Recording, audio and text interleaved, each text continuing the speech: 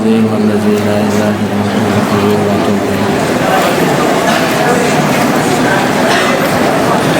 بسم الله الرحمن الرحيم.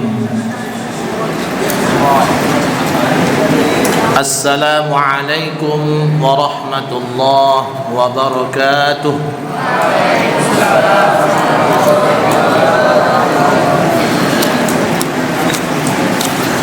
الحمد لله وكفى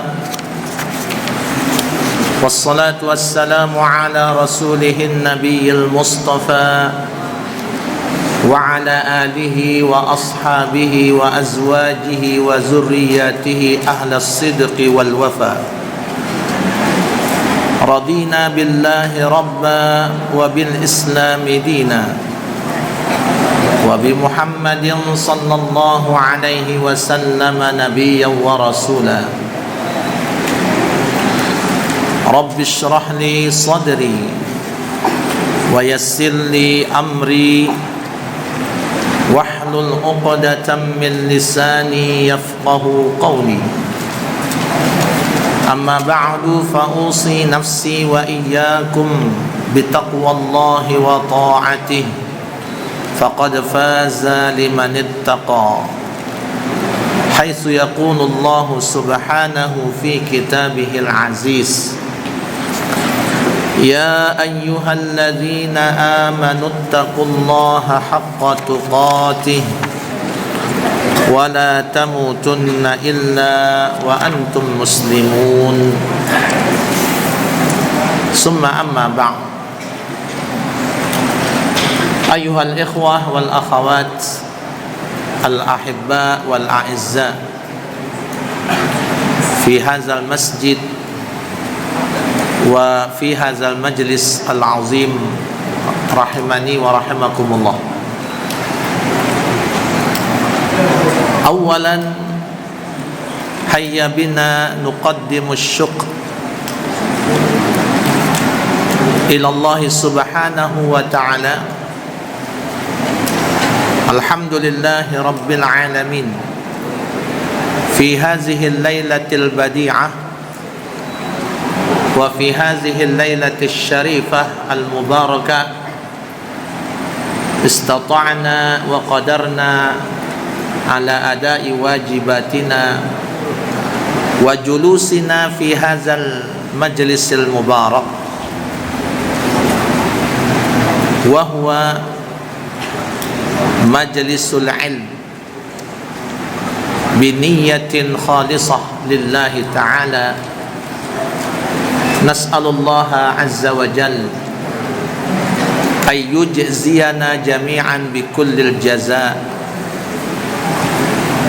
وأن يسهل لنا جميع أمورنا خاصة في طلب العلوم الدينية. ثم ثانيا نصلي ونسلم على حبيبنا المصطفى محمد صلى الله عليه وسلم وآله وأصحابه أجمعين بالصلوات عليه. اللهم صل على محمد وعلى آل محمد. ثم السلام عليك يا رسول الله. نسأل الله أن ينزل علينا رحمة من عنده، وعسى أن نكون من أمة محمد صلى الله عليه وسلم، أن نلتقي برسول الله ونحل لنا بشفاعته إن شاء الله. طيب، في هذه المناسبة البديعة سنقوم في هذه الليلة بدرسنا في المادة تزكية النفوس، وما زلنا في أهمية العبادة القلبية. ما زلنا في الموضوع في أهمية العبادة القلبية إن شاء الله. Baik, pada malam hari ini kita akan menyambung kembali pelajaran kita dalam Tazkiyatun Nufus, di mana judul kita masih dalam hal keutamaan ibadah hati. Keutamaan ibadah hati.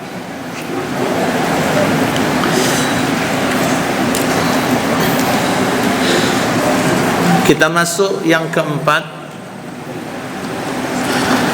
Hati adalah merupakan tempat turunnya ilham-ilham ilahiyah.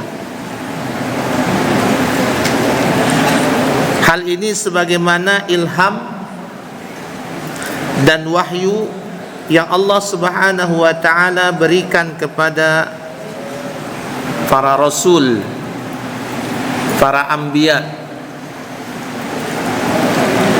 Begitu juga orang-orang saleh dan orang-orang yang dikasihi oleh Allah Subhanahu wa ta'ala,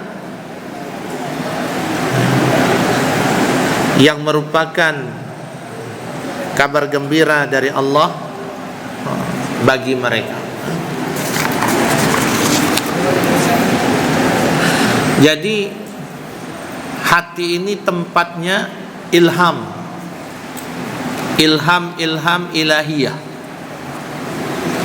Fa'alhamaha fujuraha wa taqwaha.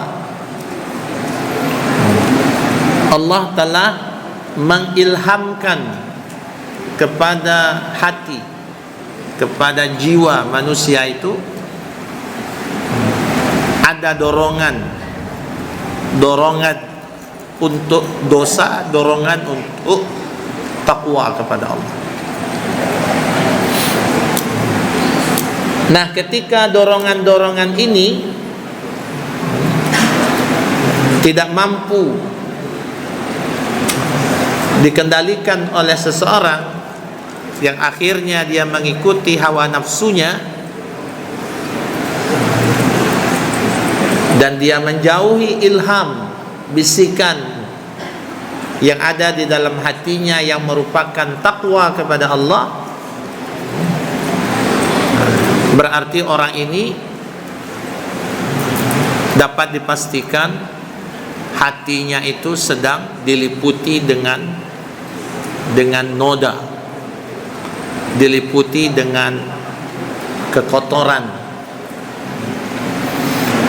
diliputi dengan dosa atau maksiat yang membuat hati ini menjadi lemah. Dia tidak bisa nampak cahaya dari Allah Subhanahu wa ta'ala. Maka untuk itu seorang yang cerdas, seorang yang betul-betul beriman kepada Allah, mestinya dia memperhatikan masalah jiwa, masalah hati, karena masalah ini sangat urgent bagi dirinya.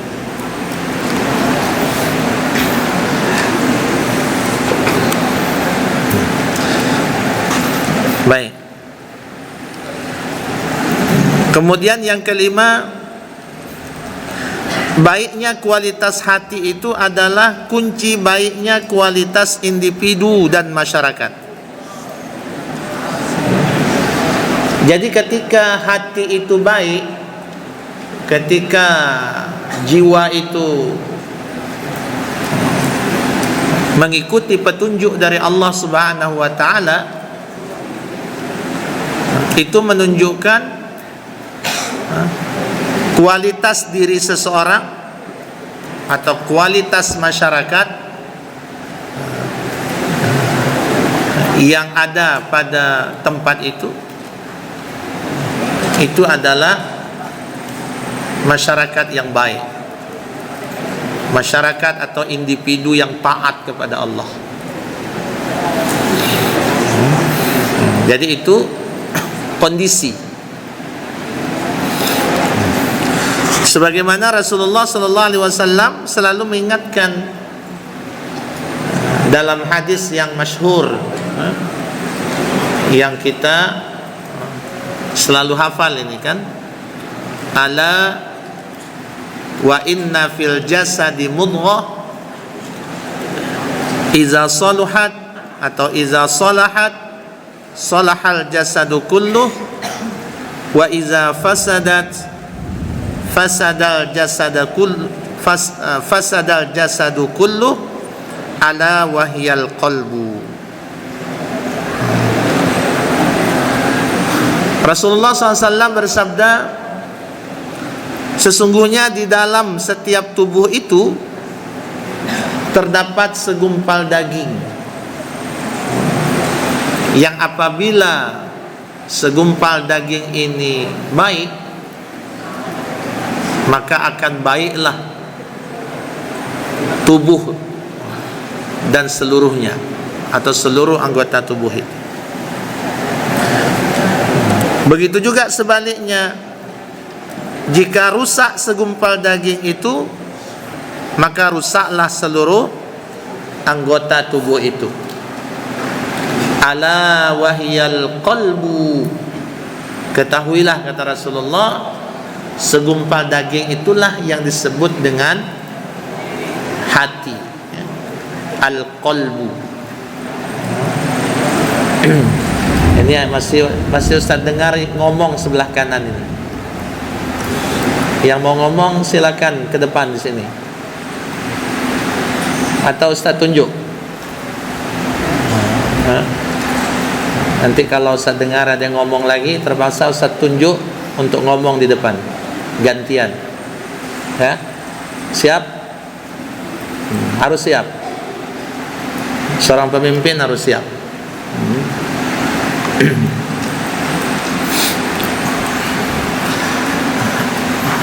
Nah, ini contoh hati yang tidak baik. Contoh hati-hati yang bermasalah. Hati-hati yang penuh dengan dosa, yang ia tidak bertaubat kepada Allah dan ia tidak minta ampun kepada Allah. Dan salah satu tandanya itu, dia tidak tenang berada dalam majelis ilmu. Padahal dalam majelis ilmu itu, duduk saja kita di tempat itu melebihi daripada orang melakukan sholat sunnah sampai 1000 rakaat. Padahal dia cuma duduk dengan khusyuk mendengar, ikhlas kerana Allah Subhanahu wa taala. Tapi dia mendapatkan keutamaan yang besar di sisi Allah. Dia melebihi orang salat sunnah 1000 rakaat.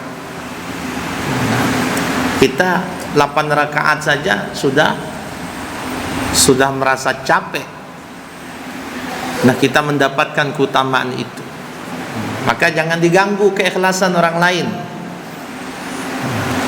Mudah-mudahan Allah mengampuni kita semua. Maka hati ini sangat sensitif. Hati ini menentukan kualitas diri seseorang. Hati itu mempengaruhi seluruh amal, mempengaruhi seluruh bentuk anggota tubuh ini. Bahkan ia diibaratkan seperti raja. Kalau baik satu pemerintahan makmur, aman, damai, tentram, berarti yang dipandang itu siapa yang memimpin, siapa rajanya. Dia menjadi mulia, menjadi hebat. Begitu juga sebaliknya. Kalau dalam satu negeri itu kehidupannya melarat, rakyatnya susah, ekonominya payah, di sana sini terjadi peperangan, tumpah darah, pertikaian, maka diketahui juga siapa yang memimpin negeri itu. Mestinya negeri itu dipimpin oleh orang yang tidak memiliki kemampuan, atau pemimpin yang rusak. Nah, begitulah hati pada diri seseorang. Kalau orang itu memiliki adab yang tinggi, memiliki akhlak yang mulia, dia bisa menempatkan dirinya di mana dia berada. Ketika dia berada di dalam majelis ilmu, dia duduk dengan khusyuk, diam. Ketika dia berada di waktu sholat, maka sholatnya berkualitas yang tinggi. Dia mampu sholat dengan khusyuk. Ketika dia berada di lapangan permainan, maka kita melihat dirinya itu mainnya dengan sungguh-sungguh, betul-betul menjadi bintang di lapangannya itu. Jadi orang seperti ini, dia bisa menempatkan diri di mana posisi dia berada. Ketika dia di posisi prajurit, maka dia menjadi prajurit yang patuh, yang taat, dan prajurit yang menjadi teladan. Begitu juga ketika dia ditempatkan sebagai pemimpin. Inilah sosok orang yang memiliki hati yang bersih, hati yang terjaga, karena dia berada di dalam rahmat Allah Subhanahu wa taala. Maka itu Rasulullah menyebutkan kuncinya itu ada pada hati. Kalau baik, baik seluruhnya. Kalau rusak, rusak seluruhnya. Maka itu banyak istighfar, itu makanan hati. Makanan hati ini zikir. Di antara zikir itu yang disukai oleh Allah adalah kita banyak beristighfar. Ucapan yang diajarkan oleh Rasulullah. Astaghfirullah, atau Allahumma anta rabbi, yang ujungnya fa innahu la yaghfiruz dzunuba illa anta faghfir lana fa innahu la yaghfiruz dzunuba illa anta. Ini hati, ya. Maka untuk itu kita harus betul-betul memperhatikan masalah hati, ya. Masalah jiwa, ya.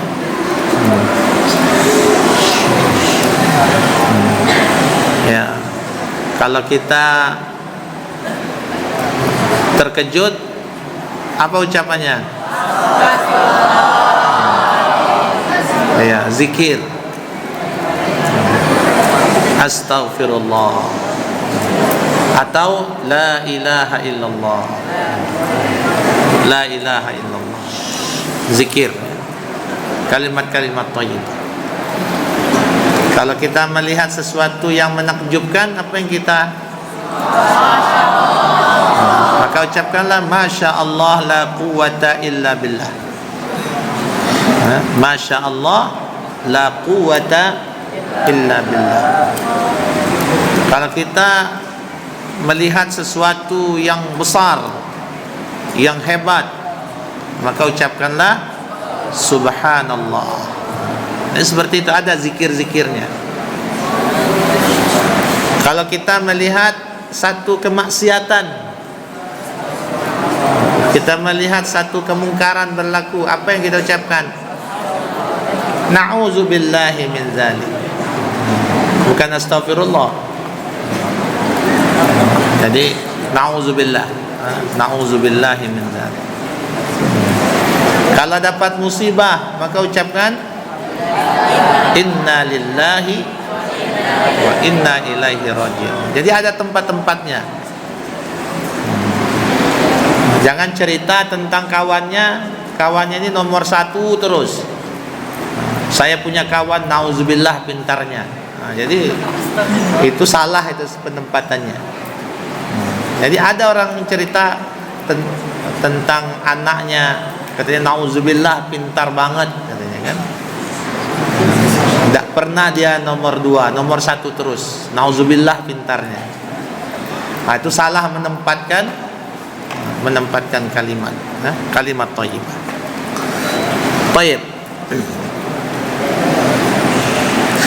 Selanjutnya ada beberapa hal yang menjadikan ibadah hati bisa lebih unggul daripada ibadah lisan maupun ibadah fisik.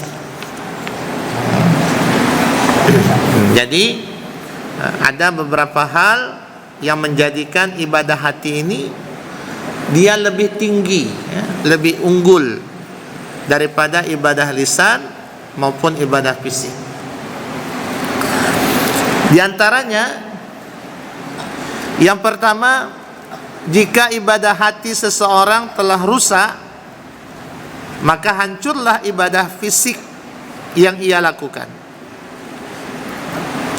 Salah satu penyakit hati yang sangat berbahaya itu adalah riya.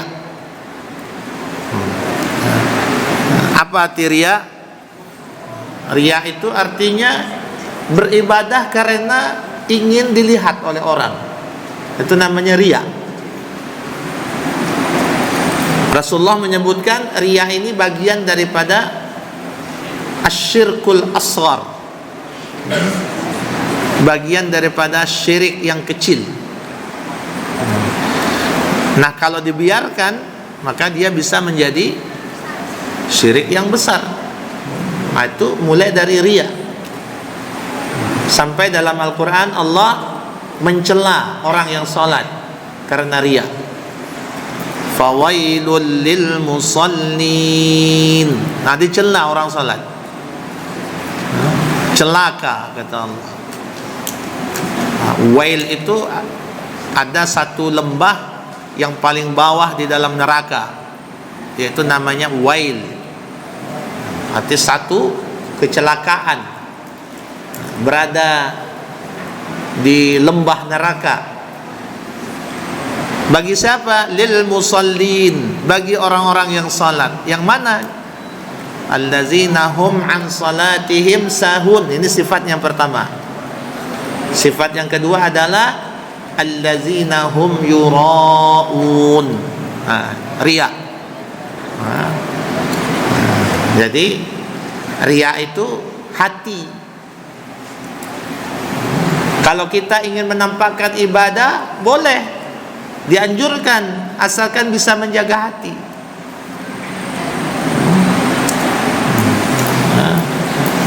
Misalkan kita hari ini melakukan sholat malam, sholat malam dari jam 3 sampai jam 5 tahajud. Nah, ketika itu dia mengajak orang, wahai saudaraku, kalau masih ada umur, masih ada sisa kehidupan ini, jangan tinggalkan untuk salat tahajud. Boleh tak seperti itu? Boleh. Tapi tidak boleh itu ditulis di dalam statusnya. Kalau sekarang ini kan, seumur hidupku malam tadi yang paling nikmat, jam 3 sampai jam 5 aku mampu sholat tahajud 8 rakaat. Diumumkan ke dunia. Itu tidak boleh, itu riya namanya. Tapi kalau medsos tadi dia ngajak orang untuk beramal soleh, itu dibolehkan, nama mengajak. Ud'u ila sabili rabbika bil hikmah. Maka dari hati itu muncul tulisan. Dan riya itu antara dirinya dengan Allah yang tahu. Orang lain mungkin tidak tahu. Maka itu berhati-hati, karena riya itu mampu menghapuskan amal, menghapuskan amal.